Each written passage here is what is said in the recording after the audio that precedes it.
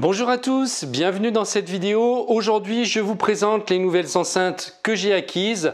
Vous les connaissez peut-être, il s'agit des fameuses KEF LSX, un modèle qui est sorti en 2018 et que je voulais tester depuis un bon moment pour plusieurs raisons. En fait, il y a leur grande sœur qui existe, qui s'appelle les KEF LS50. La deuxième version vient de sortir en 2021. Le problème, c'est qu'elles étaient un peu trop grosses par rapport à l'utilisation que je voulais en faire. Ça, ce sont leurs petites sœurs et justement, il ne va pas falloir se fier à leur taille parce que pour autant, elles sont puissantes et ce sont vraiment des enceintes qui sont faites pour la hi-fi, pour la haute fidélité. Donc ce sont des enceintes qui sont connectées, vous allez pouvoir directement les brancher sans avoir un amplificateur. Ce sont des enceintes actives, elles ont deux amplificateurs chacune intégrés, un pour les tweeters et un pour les médiums graves, ce qui nous fait une puissance totale de 2 fois 100 watts. Enfin, ça, c'est pas ce qu'il y a de plus important. L'important, c'est qu'elles sont faites vraiment avec les meilleurs matériaux. Depuis quelques années, en fait, on a une nouvelle ingénierie qui s'est ouverte au niveau de l'hi-fi et notamment des haut-parleurs. On a eu par exemple Devialet en France qui, depuis une bonne dizaine d'années maintenant, a développé ces enceintes fantômes, donc qui sont un peu comme celle-ci, c'est-à-dire des petits formats. Elles n'ont pas du tout la même forme. On pourrait les voir. Elles ont un peu la forme d'OVNI. Voilà, et on est exactement sur la même technologie, c'est-à-dire des enceintes amplifiées, mais qui ont à la fois puissance et qualité du son. Alors pourquoi j'ai voulu les KEF? Tout simplement parce que pour moi, selon moi, elles ont un meilleur rapport qualité-prix. Ce sont des enceintes anglaises. Celles-ci ont été diapason d'or en 2019. Elles ont été vraiment encensées par la presse. Alors leur prix est de 1 200 € la paire, donc c'est quand même pas un petit budget, hein. C'est vraiment des enceintes hi-fi. C'est pour ça qu'il faut bien réfléchir par rapport à l'utilisation que vous voulez en faire. Si vous comptez investir dans une paire d'enceintes, puisque pour 1 200 €, on a également des enceintes colonnes qui vont bien faire le travail, mais on n'est pas du tout sur le même produit parce que des enceintes colonnes, vous aurez besoin d'un amplificateur et puis elles vont prendre beaucoup plus de place, hein. Voilà, hein, des enceintes colonnes, c'est haut comme ça, large comme ça et ça pèse 20 kg en moyenne. Donc, on n'est pas du tout sur le même type de produit. Ici, le choix va peut-être se faire en fonction de la taille, par exemple, de votre logement. Si vous êtes dans un petit appartement, eh bien, ces enceintes vont être vraiment un petit miracle parce que elles vont pas prendre de place, vous n'allez pas les sentir. En plus, elles sont sans fil puisqu'on peut les connecter en Wi-Fi, en Bluetooth. On va donc pouvoir limiter les câbles et malgré ça, malgré le peu de place qu'elles vont vous prendre, vous allez vraiment avoir un son qui va être idéal pour une pièce de 20-25 mètres carrés. Donc moi, en fait, c'était pour remplacer mon système Bose Compagnon 50 que j'avais depuis 11 ans, voilà, et je voulais changer parce que j'en avais un peu marre. Bose, c'est très bien, c'était le meilleur système qui avait, bon, qu'on branche en USB sur un ordinateur.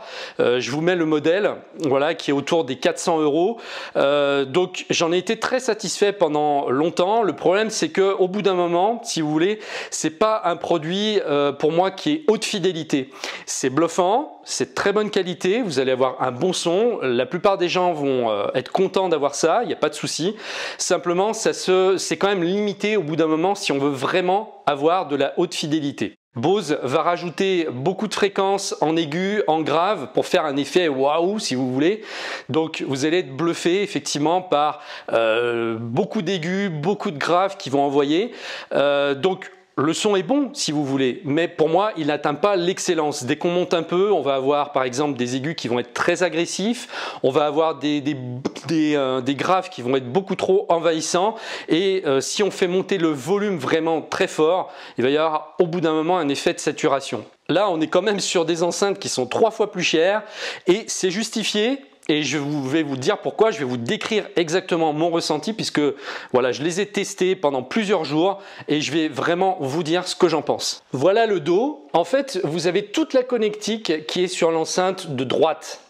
Et vous allez faire donc les réglages sur votre smartphone puisqu'en fait elles vont s'initialiser sur votre smartphone avec une application qui est dédiée qui s'appelle KEF Control et là vous allez faire tous les réglages à partir de cette application et donc tous les câbles vont se mettre ici sur l'enceinte de droite. Donc comme vous pouvez le voir, chacune des enceintes vont s'alimenter indépendamment, hein. Donc on a un câble d'alimentation pour chaque enceinte. Ici on a la connexion Bluetooth et Wi-Fi. On va pouvoir les connecter sans fil entre elles. Si vraiment vous préférez les connecter entre elles sans fil pour avoir le maximum de qualité, on le verra après, je vous expliquerai quelle est la différence.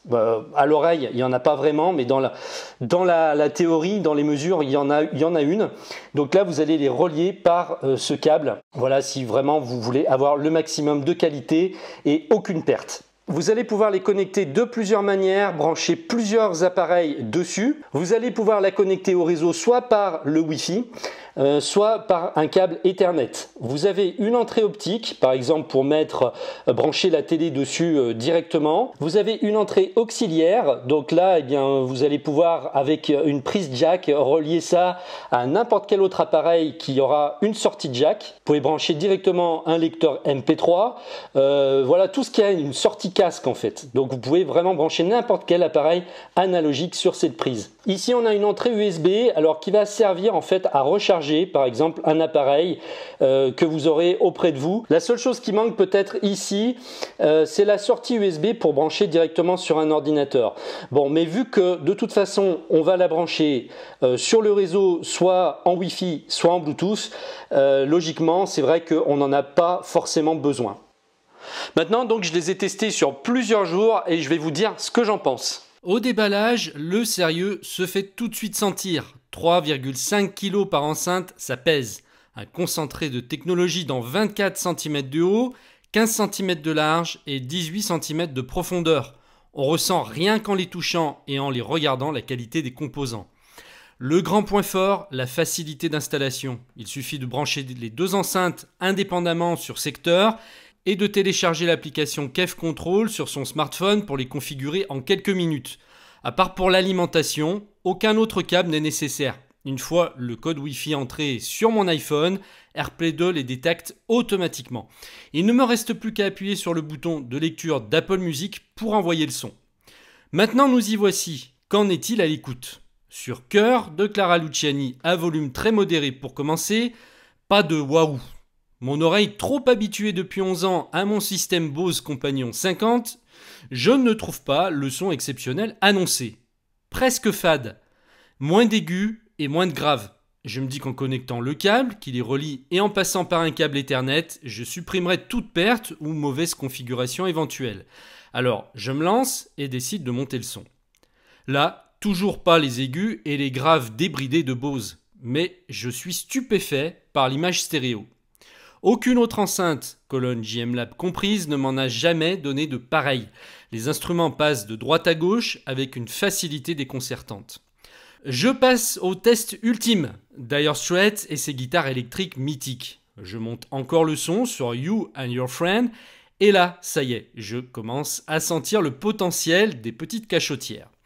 Je peux même comparer avec mes grosses JM Lab, les aigus moins agressifs, l'image stéréo en plus, les basses en moins, la clarté au moins équivalente. Je me laisse encore quelques jours d'écoute avant de me faire mon idée et réaliser la vidéo. Je me réserve le droit de les retourner à la Fnac au cas où je suis déçu. Achetés sur internet, on a l'avantage de pouvoir les retourner sans justification et se faire rembourser pendant 14 jours. 1200 €, c'est le prix d'une bonne paire de colonnes tout de même. Tous les styles de musique y passent, du rap au classique en passant par le jazz et l'électro. Je suis séduit par leur grande clarté de restitution, mais sur certains enregistrements, ça manque de basse. Je ne retrouve pas le relief de mes colonnes. Alors, il faut jouer le jeu jusqu'au bout et leur donner toutes les chances de me convaincre. Je commande donc les supports de bureau pour supprimer les vibrations et maximiser leur spatialisation. 150 € pour 2 pieds, ça pique. Mais je viens de les recevoir et j'y gagne largement. La scène sonore est impressionnante compte tenu de leur taille. Il me semble que l'emplacement et leur position sur le bureau comptent beaucoup pour le rendu, plus que je le pensais. Pour moi c'est clair, elles ont passé le test. Je les garde, elles vont remplacer sans aucun regret mon système Bose qui ne joue pas dans la même cour. Le spectre sonore n'est pas comparable. Il ne leur manquera qu'un caisson de basse pour remplacer par la même occasion mes JM Lab vieillissantes et mon amplinade et faire certainement mieux en termes de spatialisation. En conclusion, ces enceintes n'ont pas reçu le diapason d'or 2018 par hasard. Après quelques jours d'écoute, on se rend compte que rien n'a été laissé au hasard. Que ce soit en termes de connectique ou de rendu sonore, ces petites enceintes connectées relèvent le défi avec brio. Tout est maîtrisé. Elles raviront les amoureux de musique exigeants et donneront le meilleur d'elles-mêmes dans une pièce de 20 à 25 mètres carrés. Certes, elles sont chères, mais nous ne parlons pas ici de haut-parleurs pour ordinateur, nous parlons de haute fidélité. Et puis l'ampli est intégré. En fait, ce sont même 4 amplis, 2 x 30 watts plus 2 x 70 watts de classe D que vous n'aurez pas à acheter séparément. Ne cherchez pas l'effet waouh, nous ne sommes pas dans le subterfuge. Ces enceintes s'apprivoisent, déconcertent presque par leur neutralité. Elles ne cherchent qu'à restituer l'enregistrement d'origine avec tous ses défauts également. Le rendu par rapport à leur taille est impressionnant, même si selon moi, elles méritent d'être raccordées à un caisson de basse pour délivrer leur plein potentiel. Pour certains, ce sera suffisant, pour d'autres, les basses mériteront d'être soutenues. Chacun a une oreille différente et c'est à faire selon. C'est déjà une prouesse de pouvoir faire sortir un tel son d'un si petit volume. Pour ma part, je pourrais presque en rester là car c'est presque suffisant pour mon salon. Mais étant perfectionniste, je pense quand même aller jusqu'au bout de mon idée en espérant que mes voisins ne m'en voudront pas trop. Pour ceux qui se laisseront tenter, je vous laisse le lien de l'endroit où je les ai achetés. Avec un peu de chance, vous bénéficierez peut-être d'une promo. Elles sont disponibles en 3 couleurs, vert olive, noir, blanc laqué, les versions rouge et bleu étant épuisées. Je vous remercie de m'avoir suivi et je vous dis à très bientôt dans une prochaine vidéo. Au revoir.